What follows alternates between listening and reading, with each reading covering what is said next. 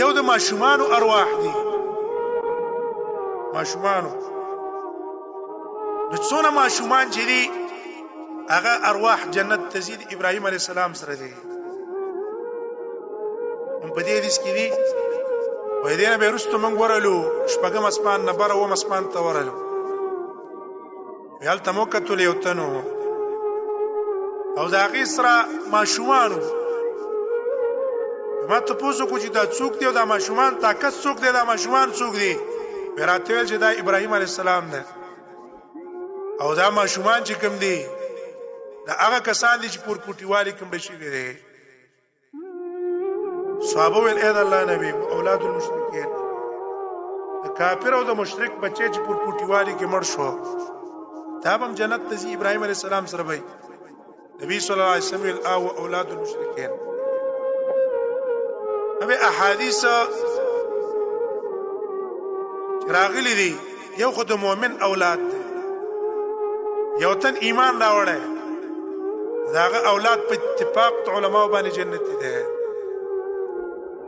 خپل هم جنتي دی او د مور او پلار د پاره به سپارښت هم کوي. رسول الله صلی الله علیه وسلم فرمایي وایي چا 3 بچي مړه شو ثواب یې وګڼلو دا به د قیامت په ورځ د پاره سپارښت کې جنت ته به راکاږي.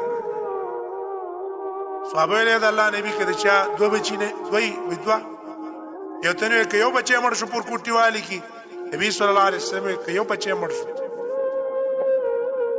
عایشې رضی الله عنها ته ویل د الله نبی د چا بچی نه نو بیا ابه څه کوي؟ چا بچی سره شته دی نو پورکوټي والي کې مړه شي.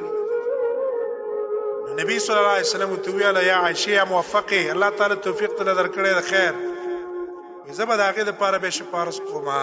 محمد رسول الله صلی الله علیه وسلم په ټولو مؤمنانو دپاره سپارښت کوي او دغه بچي به هم د نبي سم سپارښت سره د مور او پلار دپاره سپارښت کوي. یو روایت کې راځي ان السقطه وایي چې بچی بې وخته وشو بې وخته 4 میاشتو نه وروستو ساه پکې واچولی شي او دا بې وخته وشو، دې وجې نه دا انسان به د قیامت په ورځ مور او پلار له سپارښت کوي. لیجر بسرره په دې خپل نوم چې کوم نوم دی د ماشوم نه پرې کوي مخکې کلمه غوندې کړي دا به مور او پلار کې چې ولي راکاږي به جنت ته به داخل دي. څوک نه وي دا ورکوټي والي کې مړ دا به مور او پلار دپاره سپارښت کوي. دې د وجې نه چې وشو غسله مله ورکول پکار دي، نومه مو لږ ایښودل پکار دي، جنازه هم پې کول پکار دي، لکه به دا مور او پلار دپاره د قیامت په ورځ سپارښت کوي. یو روایت کې راځي کله چې پورکوټي والي کې د انسان بچی مړ شو نو وایي دا به الله تعالی سره لا یراغم ربه د الله سره به پاس سره کوي یا الله زما د مور او پلار جنت ته راوله دا جنت ته داخل کا. الله تعالی به ورته وایي ایها المراغم هغه کسه چې ما سره باس کې زه ورشه مور او پلار دې جنت ته داخل کا ستا دې مراغمې نه زه استخلاص شم. پورکوټي والي کې د مور د بچو د چا مړه شولو دا به د قیامت په ورځ د مور او پلار له سپارښت به کوي. خپله خو جنتیان دي مور او پلار به هم جنت ته راکوي. هر چې کافران دي د کافرانو اولاد کې روایتونه مختلف راغلي، دغه مختلف روایتونو په بنا باندې اقوال مختلف راغلي. حافظ ابن حجر تقریبا 10 اقوال ذکر کړي د علما، لیکن راجح قول چې دا حدیثو په بنا ده هغه دا چې دا جنتیان دي.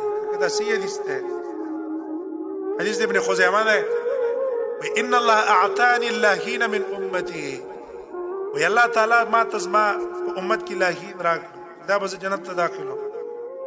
صحابه ته پوښتنه کو لاهین چاته وای هغه کسان چې زما په امت کې ورکوټي والي کې مړه دي اگر کله کافران اولاد ولې نه ده الله مال دا راکړي چې دام جنت ته داخلو. اوس نور دي سنم دي هغه دلیل دی په دې چې پورکوټي والي کې کله کافر اولاد مړ شو د مشرکانو اولاد مړ شو پورکوټي والي کې دا مکلف نه ده الله جنت ته بوزي اول ته بوزي. دا حدیث نه دا معلوم شو چې د ماشومانو چې کوم ارواح دي نو دا ابراهیم علیه السلام سره په جنت کې دي هلته ځي سم دواره